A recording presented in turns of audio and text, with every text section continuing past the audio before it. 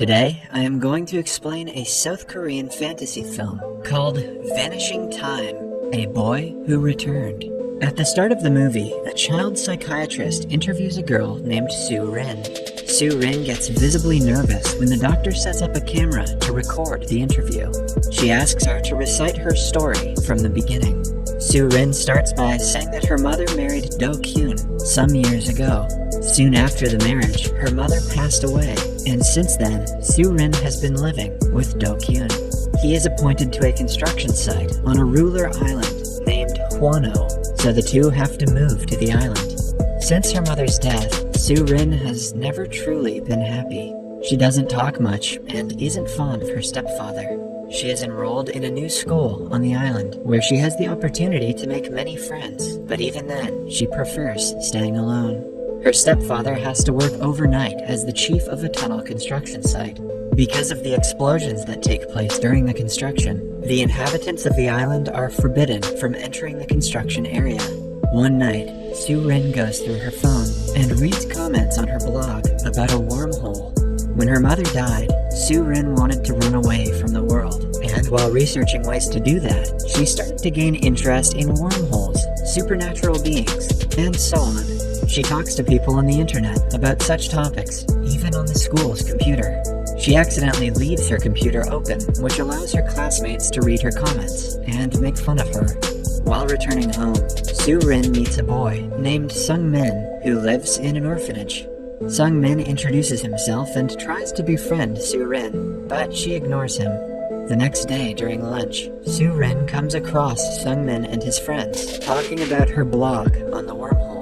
Sung-min claims to have entered another dimension after reading it. That day, Sung-min follows her as she is walking home.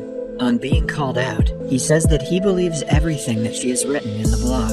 Out of their shared interest in supernatural processes, the two become friends.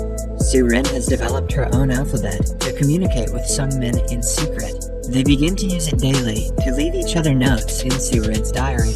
Every day after school, they go around town looking for ghosts. In one of such expeditions, Sung-min brings Soo-rin to an abandoned wooden house in the forest. They explore the house and talk for a long time while carving on wax blocks. Soo-rin has started to fall in love with Sung-min. She kisses him out of the blue, making him flustered. One day, Soo-rin finds Sung-min and 3 of his friends planning to go to the construction site to watch the explosions. She joins them, and the kids make their way through the woods so the grown-ups won't see them. When they cross the fence to the site, one of the kids chickens out and runs back home. That kid will probably go to university someday. The other 4 hide behind a cliff, waiting, but are disappointed when no explosions take place. While walking through the forest, they come across a tiny cave. They decide to explore it and go inside one after another. Eventually, they come across a bright glowing substance submerged in water at the end of the cave. Soo-rin assumes that it is a meteoroid. Sung-min takes it upon himself to dive into the water and bring the substance out. On being brought out of the tunnel, the thing stops glowing. The kids notice that it looks like an egg. One of the guys named Tai-shik claims that the egg might belong to a time goblin. Whatever Tai-shik is on, I want some. His grandfather had once told him that on full moon nights, a cave appears in the mountains where the time goblin lives. Whoever goes into the cave will come out as an older person. The other kids do not believe him, since they didn't age. Soo-rin discovers that her hairpin, which was a gift from her mother, is missing. She goes back into the cave to look for it, as the guys guard the egg. She finds her pin, but also notices that the glowing egg is back in the water. Confused, she comes out to see that the egg has broken, and all of her friends are missing. She looks for them all around the forest until it gets dark. She is eventually lost in the woods and has to stay the night. The following day, a police force looks for the kids in the woods. Detective An is made the head of the investigation. Soon, the police find Soo-rin unconscious in the woods. Fortunately, she is alive and well. In the hospital, the detective asks her what happened to the other guys, and she tells him everything about the cave and the glowing egg. The detective and the adults do not believe her story. She even takes them to the forest to show them the cave, but cannot find it. It is almost as if it disappeared after the full moon night. Then, the detective is informed that the corpse of one of the missing boys, Jae-wook, has been found underground on a beach 20 kilometers away from the town. It is revealed that the cause of his death was an asthma attack. Since someone had to bury him underground, the case turns from missing person to kidnapping. Weeks pass after the incident, but the other two boys are not found. Without Sung-min, Soo-rin reverts to her old introverted self. She too is as confused as anyone, but no one believes her when she says the truth. One day, she hears a noise from outside her house. On checking, she sees a man running to the woods. She follows him and enters deep into the forest. After a few minutes of running, she falls to the ground and the man also stops. He approaches her and looks at her in fascination as Soo-rin freezes in shock. The man speaks for the first time and claims that he is Sung-min. Upon hearing his name, Soo-rin comes out of her shocked state and runs away, crying. She ends up in front of Do-kyun's car and hastily tells him about the man. The police are informed about the incident, and they start searching the woods to look for the man, assuming that he is the kidnapper. Detective An asks Soo-rin about the man, and she reveals that he was pretending to be Sung-min. The policemen do not find the kidnapper, but they get their hands on Soo-rin's diary that she and Sung-min used to leave notes for each other. On seeing the pages, she is surprised because they are filled with Sung-min's notes. Using their code language, he has written about everything that happened after she went into the cave to get her hairpin. The guys get curious about what is inside the egg, so Sung-min breaks it on the ground without waiting for Soo-rin. To their disappointment, it turns out to be empty. When Soo-rin doesn't return for a while, Sung-min goes inside the cave and sees that she has frozen in her place. He tries to talk to her and move her, but she doesn't respond. Moments later, he notices a drop of water levitating midair. He comes out of the cave and looks upwards to see that the birds have also frozen in the air. The boys go to the town and see that everyone, including their families, have paused. This makes them realize that time has frozen for everyone, except the three of them, meaning that they can do anything they want. For the first few days, they are on top of the world. They eat and drink whatever they like, sleep whenever they want to, and play around the entire day. After a month or so, they get bored, so they decide to leave the island and go to another city to see if they are actually the only people on Earth who can move. However, their plan is spoiled when they realize that the water in the ocean has also stopped flowing, which means that the boat will sink. Back in the present, Soo-rin registers that the man who approached her in the woods was in fact Sung-min. She stops reading, as now getting the police away from him is her first priority.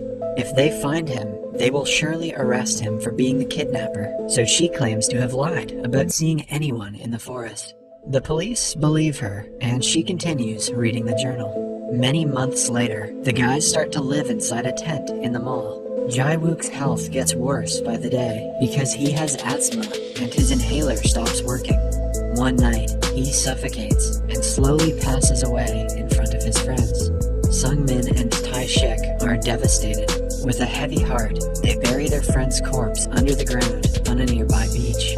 After dying, Jae-wook's body also pauses like the others. 5 years pass, but the world remains the same. The guys have now grown into teenagers. Although they have been living in isolation for so many years, they still hope that someday the world will go back to normal. Sung-min believes that when they turn 20, their time will resume. They steal a little bit of money from everyone to be rich when that happens. However, even when they turn 20, nothing changes. They slowly begin to lose hope and start to live in the wooden house in the forest. One day, the isolation gets the best of Sung-min. In a scene straight out of my COVID diaries, he screams and yells for it all to stop. Tae-shik witnesses this from afar and loses all hope. Some days later, Sung-min notices that the moon's shape is changing, meaning that the world is about to resume course. He goes looking for Tae-shik, but doesn't find him anywhere. He searches for him throughout the island and eventually reaches the last cliff.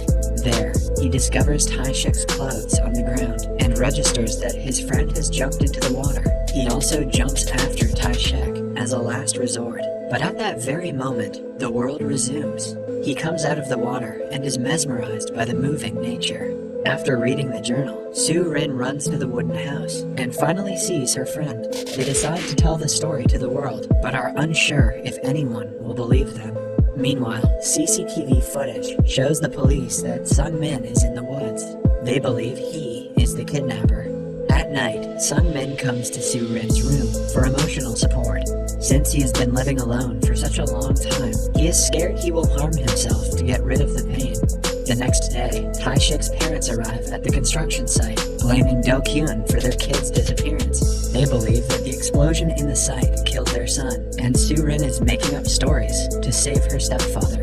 Meanwhile, Soo-rin and Sung-min go to the orphanage that Sung-min used to stay in. Soo-rin explains everything to the warden and comes outside to call Sung-min. However, she is dragged away by her father just then. Sung-min approaches his mother-like warden and tells her everything he used to do as a kid. She is shocked, but she still doesn't believe him.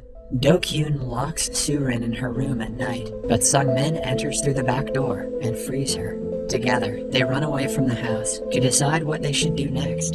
Soo-rin remembers seeing a second egg in the cave. She suggests she uses the egg and returns as an adult to prove to the others that Sung-min is innocent. However, Sung-min is against the idea because he knows how difficult it is to live in isolation. He would rather be named a kidnapper than let her go through what he felt in the past years. Do-kyun sees that his daughter is missing and figures she went to the wooden house after finding a picture of her and Sung-min on her phone. He goes there at night, attacks Sung-min, and tries to take Soo-rin back home, but Sung-min knocks him out and runs away with her. The next day, the police investigate the wooden house and believe that the kidnapper is manipulating Soo-rin by making her believe he is Sung-min. The news about Soo-rin's disappearance is on TV, so the police soon find the two. A chase ensues between them and the police when Soo-rin turns herself in to save Sung-min. Before separating, she asks him to meet her at the cave. Detective An tries to make Soo-rin understand that the kidnapper is lying to her, but she doesn't believe him. She makes an excuse of wanting to go to the bathroom and runs away to the cave.